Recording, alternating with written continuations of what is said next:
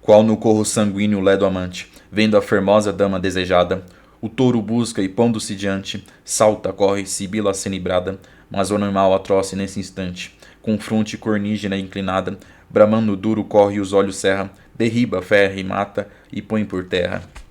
Eis nos batéis o fogo se levanta, na furiosa e dura artilharia. A plúmbia pela mata o brando espanta, ferido a retumba e assovia. O coração dos mouros se quebranta, o temor grande o sangue lhe se resfria. Já foge o escondido de medroso, e morte o descoberto aventuroso. Não se contenta a gente portuguesa, mas seguindo a vitória instrui e mata. A povoação sem muro e sem defesa, esbombardeia, acende e desbarata. Da cavalgada ao muro já lhe pesa, que bem cuidou comprá-la mais barata. Já blasfema da guerra e maldizia o velho inerte e a mãe que o filho cria. Fugindo, a seta ao muro vai atirando, sem força de covarde já apressado, a pedra, o pau e o canto arremessando, dá-lhe armas o furor desatinado. Já a ilha todo mais desamparado, a terra firme foge amedrontado, passa e corta o mar o estreito braço, que a ilha em torno cerca em pouco espaço. Uns vão nas almadias carregadas, um corta o mar a nado diligente, que se afoga nas ondas encurvadas, que bebe o mar e o deita juntamente. Arrombam as úmidas bombardas, os pangaios sutis da bruta gente. Destarte o português enfim castiga a vil malícia, pérfida inimiga. Tornam vitoriosos para a armada, com despojos da guerra e rica presa, e vão ao seu prazer fazer aguda, sem achar resistência nem defesa. Ficava a maura gente magoada, no ódio antigo mais que nunca acesa, e vendo sem vingança tanto dano, somente escriba no segundo engano. Para pazes cometer mando arrependido, o regedor daquela iníqua terra, sem ser dos lusitanos entendido, que em figura-lhe paz lhe manda a guerra. Porque o piloto falso prometido, que toda a má tensão no peito encerra, para guiar a morte lhe mandava, com sinal de pazes que tratava. O capitão, que já lhe então convinha tomar o seu caminho acostumado, que tempo concertado e ventos tinha, para ir ao busco indo desejado. Recebendo o piloto que lhe vinha, foi dele alegremente agasalhado. E respondendo ao mensageiro atento, as velas manda dar ao largo vento. Destarte despedida forte armada, as ondas de Anfitre dividia, das filhas de Nereu acompanhada, fiel, alegre e doce companhia. O capitão que não caia em nada do enganoso ardil que o moro urdia, dele muito alegremente se informava, da Índia toda e da costa que passava. Mas o Moro, instruído nos enganos que o malévolo Baco lhe ensinara, da morte ao cativeiro os novos danos, antes que a Índia chegue lhe prepara. Dando razões dos portos indianos, também tudo o que lhe pede lhe declara, que, havendo por verdade o que dizia, de nada a forte gente se temia. E diz-lhe mais, com falso pensamento, com que senão os frígios enganou, que perto está uma ilha cujo assento povo antigo cristão sempre habitou. O capitão, que a tudo estava atento, tanto com estas novas se alegrou, que com dádivas grandes lhe rogava, que a leve à terra onde estava esta gente estava. O mesmo falso Moro determina que o seguro cristão lhe pede. A ilha é possuída da maligna gente que segue o torpe Mahomed. Aqui o engano a morte lhe imagina, porque nem poder e forças muito excede a Moçambique esta ilha, que se chama Quiloa, muito conhecida pela fama. Para lá se inclinava a lei da frota, mas a deusa era celebrada, vendo como deixava certa rota, por ir buscar a morte não cuidada, não consente que em terra tão remota se perca a gente dela tão amada, e com ventos contrários a desvia, dando o piloto falso a leve e guia. Mas o malvado Mouro, não podendo tal determinação levar avante, outra maldade iníqua cometendo, ainda assim propósito constante, lhe diz que, pois as águas discorrendo, os levavam por força por diante, que outra ilha tem perto, cuja gente era um cristão com mouros juntamente. Também nessas palavras lhe mentia, com por regimento enfim levava, que aqui gente de Cristo não havia, mas que a Mahomed celebrava. O capitão que em tudo o Moro cria, virando as velas a ilha demandava, mas não querendo a deusa guardadora, não entra pela barra e surge fora.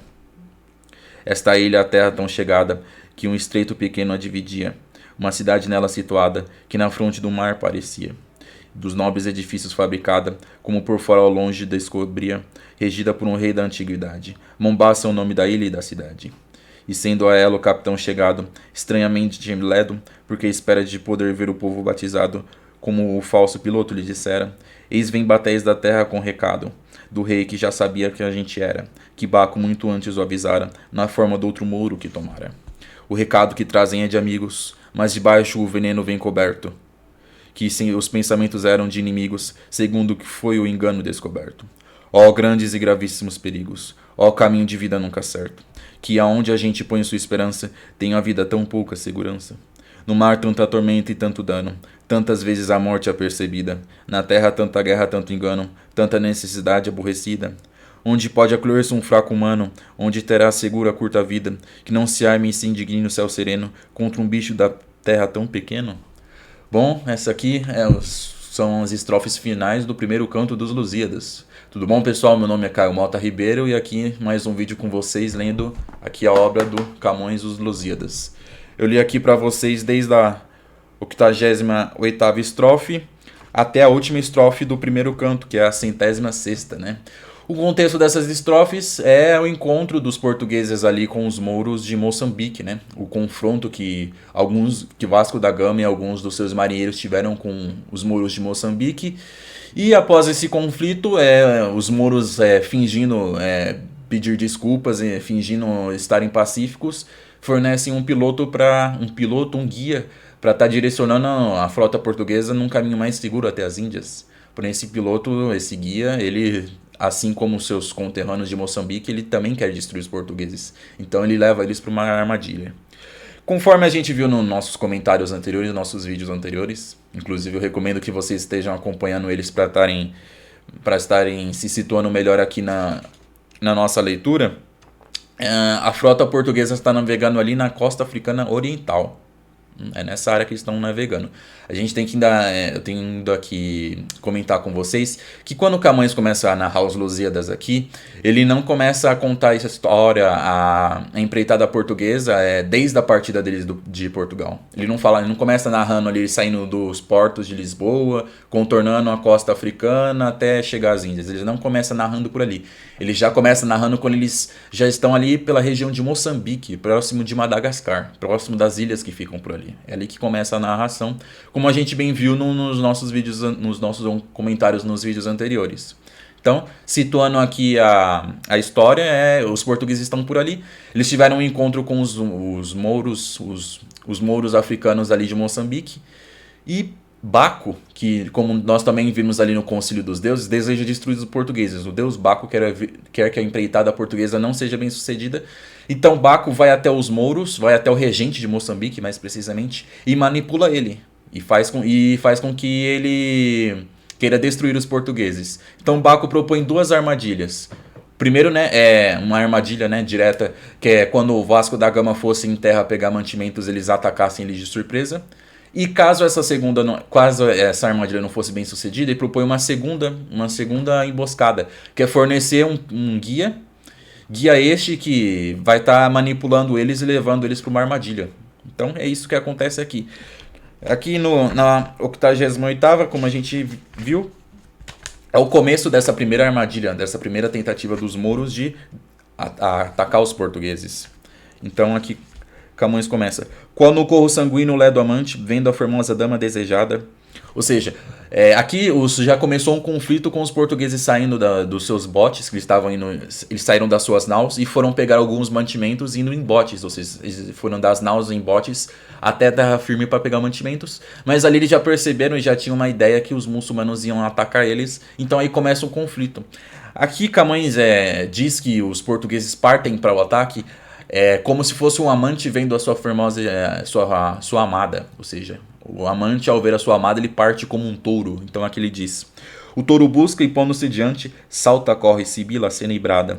Mas o animal atroce nesse instante, com a fronte cornígea inclinada, bramando duro e corre, e os olhos cerra, derriba, fere, mata e põe por terra. Ou seja, Camões compara aí os portugueses que partem em direção aos muçulmanos como um touro, ou como um amante que parte para cima da sua esposa, ou como um touro enraivecido.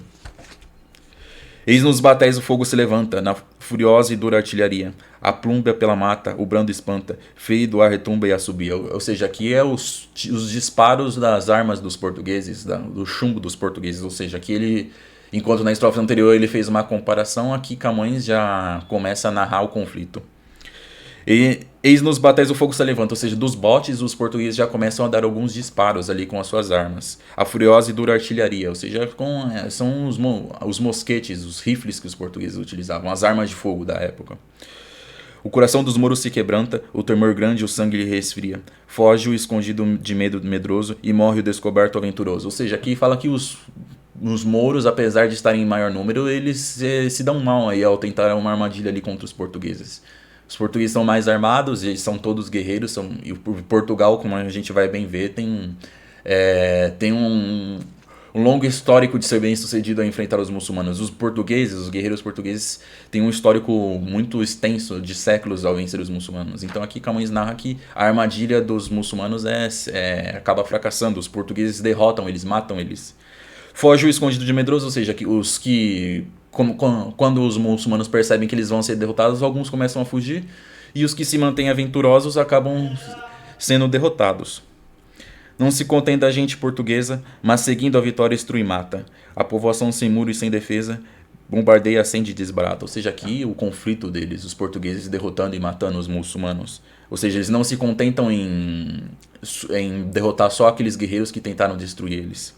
Seguindo a vitória instrui e mata, ou seja, os portugueses se aproveitam e começam a também atacar a povoação ali de Moçambique, e que nesse momento ficou em defesa. Da cavalgada o muro já lhe pesa, que bem cuidou comprá-la mais barata. Ou seja, que os muçulmanos começam a se arrepender de ter atacado os portugueses, que é uma forma que Camões diz que eles se arrependem de ter atacado, né? O barato saiu caro, né? A armadilha que parecia ser uma oportunidade fácil acabou se mostrando frustrada e muito custosa. Já blasfema da guerra e maldizia o velho inerte e amanhã o filho cria. Ou seja, o povo ali, a população que meio que não tinha nada a ver com a emboscada dos guerreiros muçulmanos contra os portugueses, tá pagando também o preço de terem atacado esses marinheiros portugueses. Fugindo ao céu, o Mouro vai tirando, sem força de covarde e de apressado, a pedra, o pau e o canto arremessando. Dá-lhe armas, o furor desatinado. Aqui alguns muçulmanos, né, alguns guerreiros muçulmanos que estavam fugindo ainda tentam atacar de longe com setas, ou seja, a gente imagina que ele vai fugindo e arremessando flechas enquanto corre. E alguns até com pedras e paus. A ele todo mais desamparado, a terra firme foge amedrontado. Ou seja, eles fogem, os que sobreviveram, né, vendo que tá tudo perdido, a emboscada foi fracassada, eles fogem da ilha. E aqui, como Camões coloca, passa e corta o mar, o estreito braço, que a ilha em torno cerca e em pouco espaço. Ou seja, alguns tentam fugir voltando para o mar, né? Lembrando, a gente viu aí no nosso vídeo anterior que chegam 3 botes, os portugueses vêm em 3 botes. Ou seja, são um número pequeno de portugueses. Os muçulmanos que conseguiram sobreviver tentam fugir pulando na água. Porque, né, são poucos, talvez eles acreditem que por serem poucos portugueses eles consigam fugir deles. Uns vão nas almadias carregadas, um corta o mar a nado diligente, que se afoga nas ondas encurvadas, quem bebe o mar e o deita juntamente. Assim, é para dizer que alguns, né, desses muçulmanos que fogem em direção ao mar fogem em botes. Alguns tentam fugir em botes e alguns outros tentam fugir nadando até. Quem se afoga nas ondas encurvadas, quem bebe o mar e deita juntamente. Aqui Camões diz que alguns que estão fugindo até começam a se afogar e conforme vão bebendo água do mar enquanto se afogam vomitam. Aqui o desespero dos muçulmanos fugindo, que fogem até nadando. Arrombam as miúdas bombardas, os pangaias sutis da bruta gente. Ou seja, as bombardas dos portugueses, os canhões, as armas, elas arrombam, destroem esses botes que os muçulmanos tentam utilizar para fugir deles. Destarte o português enfim castiga a vil malícia pérfida inimiga, ou seja, desta forma os portugueses castigam os muçulmanos por tentarem atacar eles, por terem preparado essa armadilha em Moçambique. Tornam vitoriosos para a armada, com despojo da guerra rica e presa, e vão ao seu prazer fazer aguada, sem achar resistência nem defesa, ou seja, saindo vitoriosos de seu combate, os portugueses saqueiam ali Moçambique, né? Despojo de guerra e pegam também alguns prisioneiros, aqui o termo rica presa, ou seja, são prisioneiros valiosos, às vezes algum nobre, algum membro importante ali de Moçambique, ele é capturado para ser feito de refém. E vão a seu prazer fazer aguda sem achar resistência nem defesa, ou seja, eles voltam para a armada para descansar, sem ter medo de nenhum ataque, afinal eles acabaram com os muçulmanos ali de Moçambique, ou seja, os portugueses voltam vitoriosos e para descansar e carregando os espólios da guerra deles. Ficava Mauro a gente magoada, no ódio antigo mais que nunca acesa, ou seja, os mouros, né, a Mauro a gente, lembrando aqui que durante toda a obra, ao se referir aos muçulmanos, Camões, na maioria das vezes, vai se chamar eles de mouros. Mouros, né? Mouros eram especificamente os muçulmanos norte-africanos e os muçulmanos africanos. Mas em alguns momentos a gente vai ver que Camões se refere a muçulmanos de outros lugares como mouros também. Mas então aqui, mouros são os muçulmanos aqui de Moçambique. A Mauro, a gente magoada, ou seja, eles ficam. Eles caem. Como é que eu vou colocar aqui magoado? O termo magoado, eles estão desapontados, descontentes, frustrados. Esse seria o melhor termo por terem fracassado. No ódio antigo mais que nunca aceso. O antigo ódio dos muçulmanos contra os cristãos agora está mais aceso do que nunca, né? A gente tem que lembrar que existe um longo histórico de conflitos entre os povos que são cristãos e os povos que seguem o Islã em guerras, em combates, né? Tanto que teve cruzadas, já teve jihad, teve a reconquista ali, a invasão dos muçulmanos e a reconquista dos cristãos ali na Península Ibérica. Então aqui é uma referência que Camões faz dizendo que o ódio que os muçulmanos tinham pelos portugueses está maior do que nunca, mais aceso do que nunca. E vendo sem vingança tanto dano, somente estriba no segundo engano. Ou seja, vendo que não tem. Que essa primeira armadilha fracassou aqui, sem vingança tanto dano, ou seja, eles não conseguiram destruir a frota portuguesa, os muçulmanos de Moçambique depositam as suas esperanças na segunda armadilha, que é a armadilha do piloto mouro, como a gente vai bem ver aqui. Pazes cometer manda arrependido, o regedor daquela iníqua terra, sem ser dos lusitanos entendido, que em figura-lhe paz lhe manda guerra. Ou seja, fingindo que se arrepende dessa armadilha, o regente de Moçambique tenta fazer as pazes com os portugueses. Aqui, né, o regedor daquela iníqua terra, ou seja, o regente de Moçambique. Sem ser dos lusitanos entendido, em figura de paz ele manda guerra. Ou seja, enganando os portugueses mais uma vez, ele mostra sinal de paz, sendo que na verdade ele ainda quer mais uma oportunidade para tentar destruir os portugueses. Porque o piloto falso prometido, que toda a má tensão no peito encerra, para os guiar à morte lhe mandava, como em sinal das pazes que travava. Ou seja, em sinal de paz, o regente de Moçambique envia um piloto, um guia, para estar conduzindo os portugueses no resto da viagem, que era isso que os portugueses tinham solicitado no primeiro encontro com o regente de Moçambique, né? A gente tem que lembrar que a frota do Vasco da Gama aqui, que está fazendo essa viagem, ela é pioneira nessa empreitada, ou seja, eles estão navegando um tanto às cegas assim pelo caminho. Eles não sabem bem o melhor caminho, a melhor rota para chegar até o Oriente, para chegar até a Índia. Então eles, em vários momentos durante aqui a empreitada, eles ficaram perguntando para os povos que eles encontraram se eles sabiam alguma novidade da Índia, um caminho, se eles podiam fornecer alguma ajuda.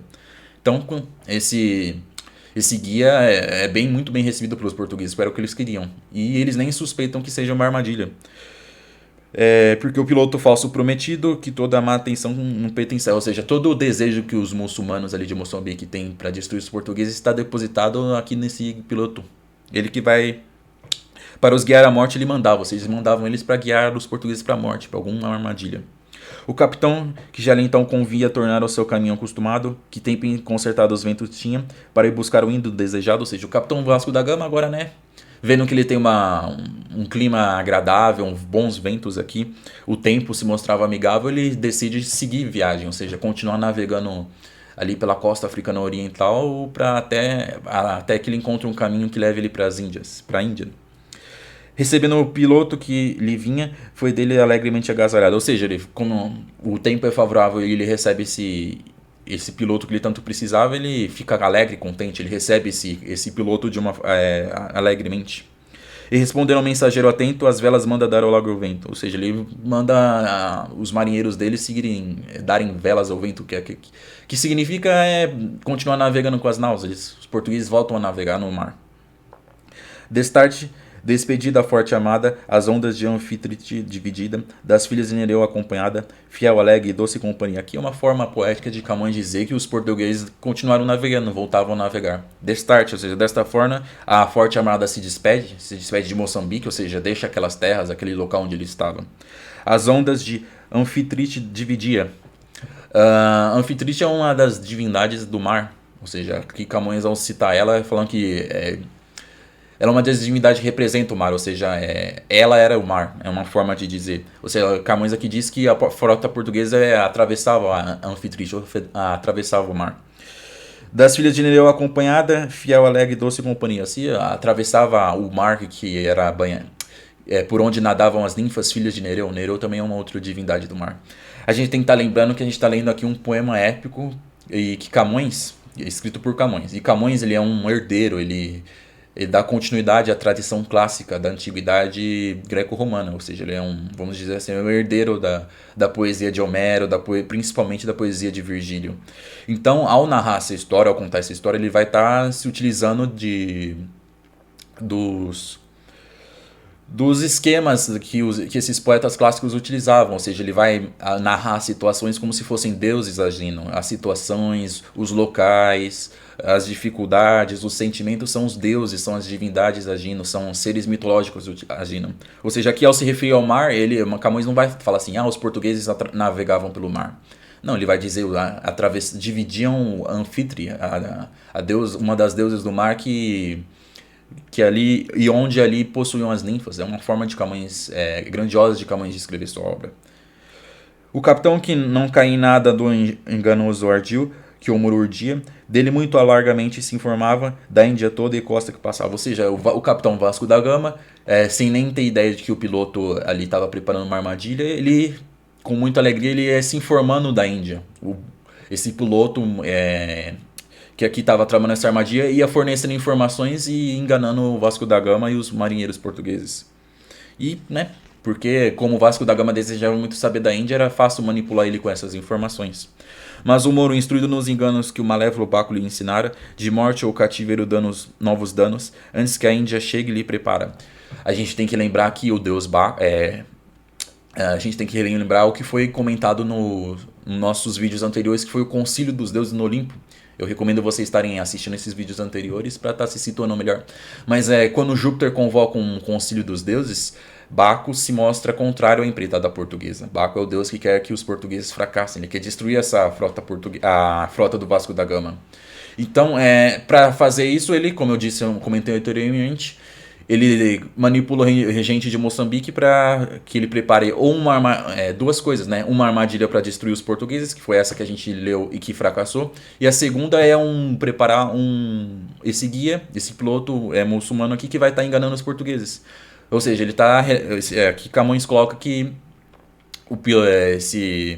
esse Moro que está guiando ele está instruído nessas mentiras, ou seja, está seguindo os conselhos pérfidos de Baco. Da morte ao cativeiro, novos danos antes que a ilha ele chegue e ele prepara, ou seja, ele quer afundar a frota portuguesa antes mesmo que eles consigam chegar às Índias. Dando razões dos portos indianos, também tudo o que lhe pede lhe declara, que havendo por verdade o que dizia, de nada a forte gente se temia. Ou seja, os portugueses, sem nem perceber que estavam sendo enganados, eles vão escutando esse conselho do Moro. E ele também, ao falar algumas verdades, ou seja, ele vai contando algumas coisas sobre a Índia, sobre os caminhos, ele vai narrando, explicando por onde os portugueses estão passando. E com isso ele vai ganhando a confiança deles e eles nem percebem que eles estão indo para uma armadilha. Li mais, com falso pensamento com que Sinon os frígios enganou, que perto está uma ilha cujo assento o povo antigo cristão sempre habitou. Aqui, uma das armadilhas que ele vai tentar é conduzir os portugueses para uma ilha, e ilha essa que ali vai ter uma armadilha. Aqui o Camões diz que Sinon os frígios, como fez Sinon que os frígios enganou. Esse Sinon é um personagem que ele aparece ali na época, quando é narrado o cerco dos gregos em Troia, a guerra de Troia. Acho que todo mundo sabe, né? Os gregos, como eles não conseguiam sobrepujar os muros de Troia, eles preparam um cavalo de madeira e entregam de presente, né? Aí vem o termo presente grego, porque dentro daquele cavalo tinha uma armadilha, tinham vários guerreiros gregos ali dentro.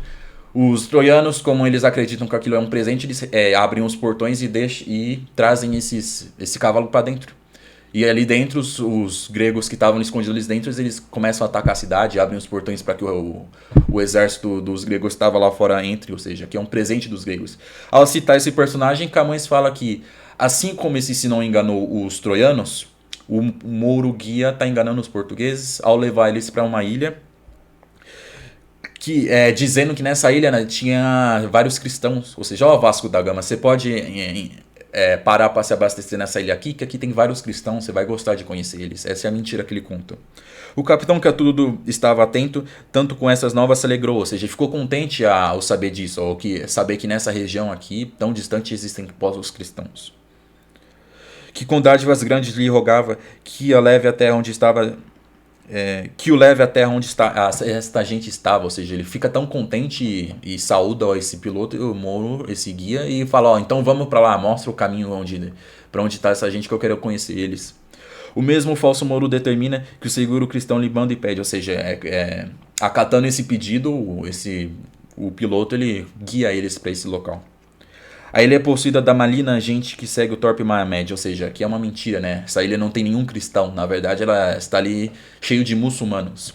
A gente tem que lembrar que Camões ele é um cristão europeu, então ao se referir aos muçulmanos ele sempre vai se referir a eles de forma pejorativa. Ou seja, para dizer que existem muçulmanos nessa ilha para onde eles estão indo, ele fala assim: essa ilha é possuída da maligna gente que segue o torpe Mahomed, ou seja, o torpe Maomé. Maomé é o profeta do Islã, então...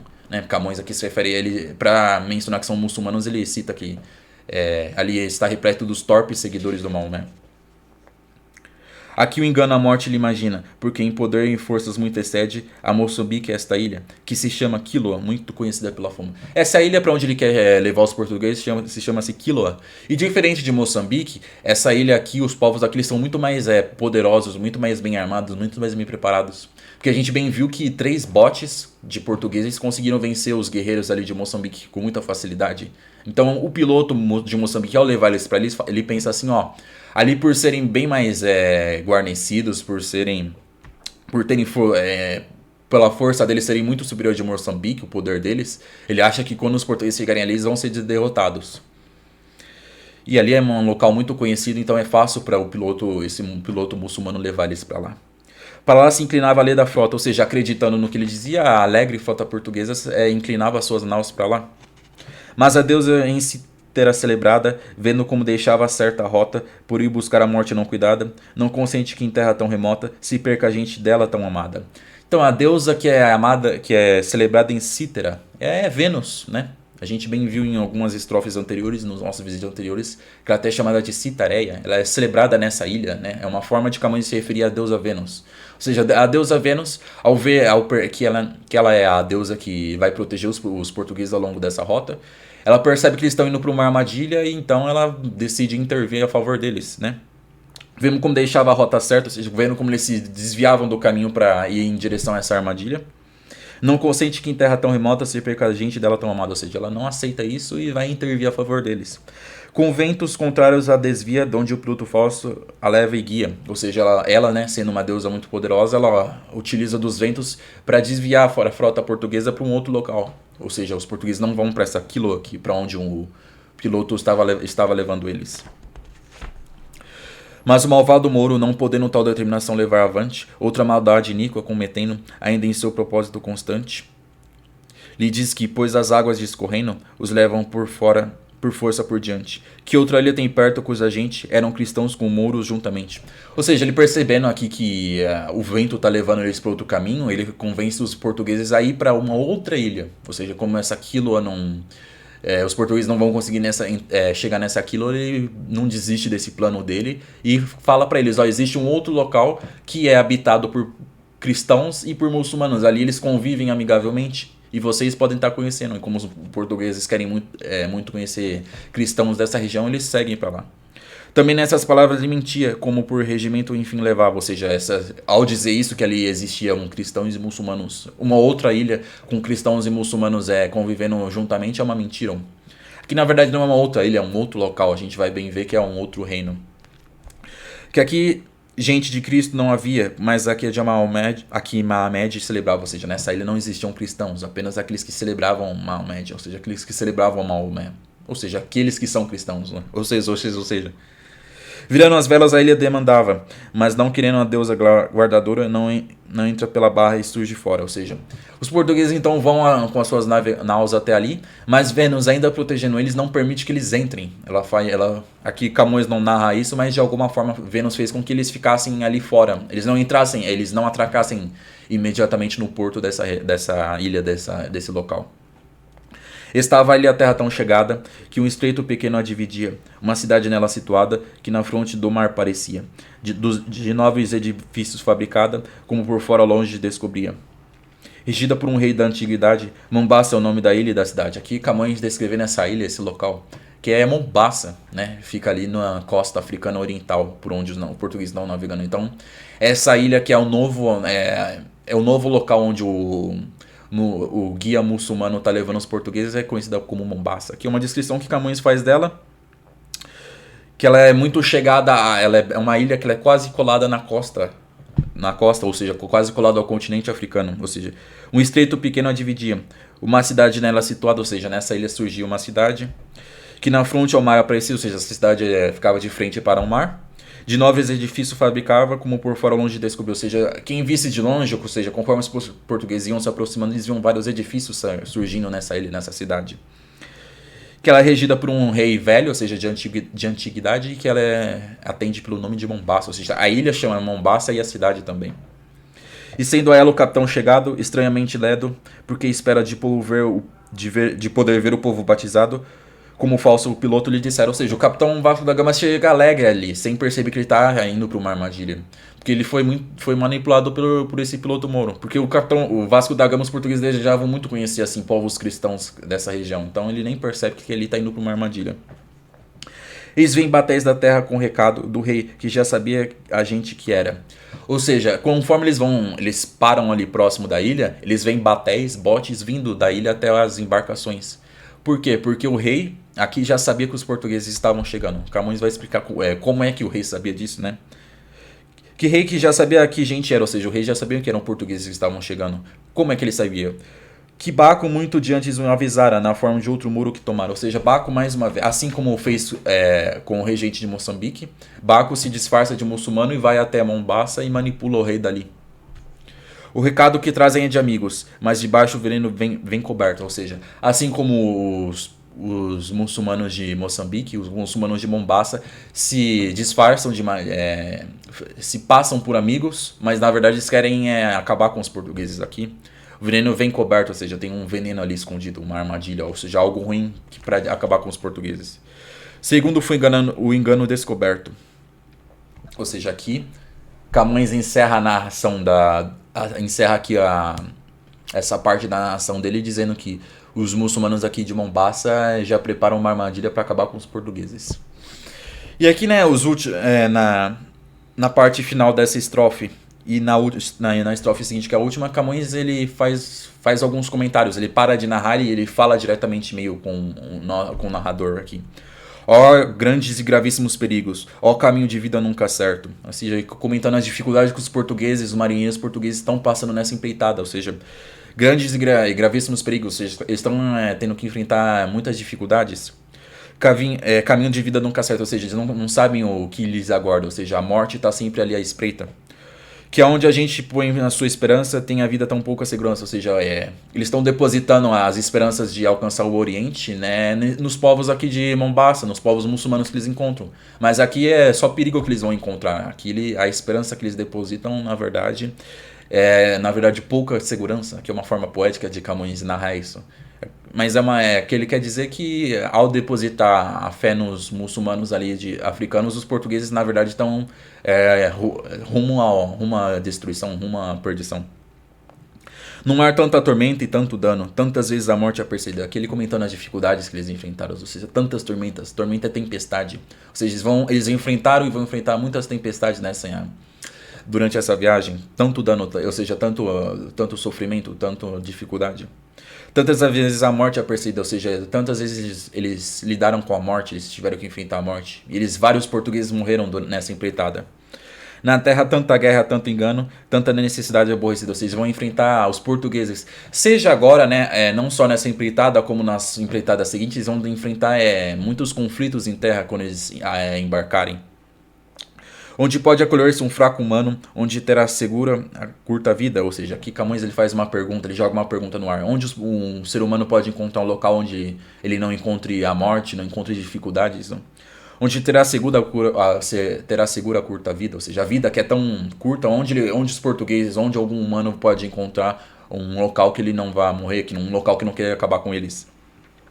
Que não se arme nação indigna e o céu sereno contra um bicho da terra tão pequeno. Ou seja, como é que o céu permite que um povo tão pequeno sofra tanto aqui, né? Aqui os versos finais que Camões encerra aqui o primeiro canto, ou seja, ele questionando e ele lamentando que os povos portugueses tenham que sofrer tanto para alcançar os objetivos deles. Certo, pessoal? Aqui então, né, finalmente encerramos aqui nossos comentários sobre o primeiro canto dos Lusíadas, né? O primeiro dos 10 cantos tá encerrado. Então aqui, né, um resumo do primeiro canto, foi a introdução feita por Camões, o pedido que ele fez às Tágides, onde ele pediu que as ninfas do Rio Tejo inspirassem seus versos, a dedicatória que ele fez ao Dom Sebastião, onde ele apresenta a obra para o monarca português e pede para que o monarca de Portugal, que é Dom Sebastião, preste atenção em seus versos, ou seja, Camões pede, preste atenção em mim que eu vou estar cantando aqui os grandes feitos do povo português.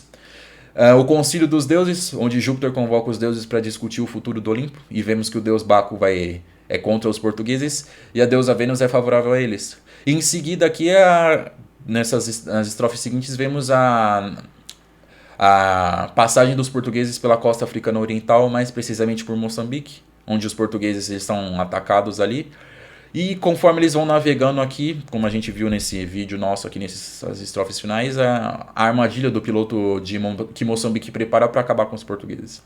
Certo, pessoal? Aqui não. Então aqui, esses foram aqui os meus comentários sobre os Lusíadas. Eu espero que vocês tenham gostado. Eu vou pedir aí para vocês estarem dando um like, comentando aí o vídeo, se possível também estarem compartilhando o vídeo também. Eu peço para vocês se inscreverem, porque eu tô aqui fazendo esse esforço de estar comentando os Lusíadas, então se inscrevam para estar já acompanhando os nossos próximos comentários. O segundo canto vai ser a armadilha que os muçulmanos de Mombasa vão estar preparando para os portugueses aqui, e o que vai se desenrolar a partir disso, ou seja, como é que os portugueses, o que vai acontecer com os portugueses? Será que eles vão a frota do Vasco da Gama vai fracassar, ela vai ser destruída? Ou será que alguma coisa vai acontecer e vai salvar os portugueses desses perigos aqui? Então é isso que eu vou estar narrando nos próximos vídeos, não deixem de se inscrever. Eu vou pedir para vocês também estarem olhando um link que tem aqui na descrição, que é um e-book que eu estou vendendo para vocês. É um comentário, é um livro online, uma edição online aí dos Lusíadas, toda comentada por mim. Então, né, vocês devem ter bem percebido que ler os Lusíadas é bem complicado. Camões utiliza aí de uma linguagem poética bem truncada, né? Vocês viram aí que em alguns momentos eu até dou uma gaguejada, dou até uma engasgada. É um poema épico, então não é muito fácil de estar lendo. E ele também se utiliza Eita, até deu uma travada aqui. Ele se utiliza dos artifícios da poesia clássica antiga, ou seja, da poesia grega e da poesia romana, ou seja, ele cita divindades, locais, personagens da antiguidade. Então, é difícil estar lendo e estar se situando nisso. Então, esse e-book que eu estou vendendo para vocês vai estar ajudando vocês. E ele custa apenas R$10, ou seja, por R$10 vocês vão ter o Lusíadas completo, todo comentado. Nesse momento aqui, aqui é comecinho de abril que eu tô aqui gravando esse vídeo para vocês. Já estão disponíveis os dois primeiros cantos, todos comentados ali. Então, vai ajudar vocês a estarem lendo isso, né? É só R$10, então, né, não custa nada. Tá quase de graça, então acho que vocês vão estar gostando. Tá bom, pessoal? Então, esses aqui são os nossos comentários. Meu nome é Caio Mota Ribeiro e eu convido vocês a estarem continuando acompanhando aqui os meus comentários sobre a obra dos Lusíadas de Camões. Obrigadão pela audiência de vocês, um forte abraço, fiquem com Deus.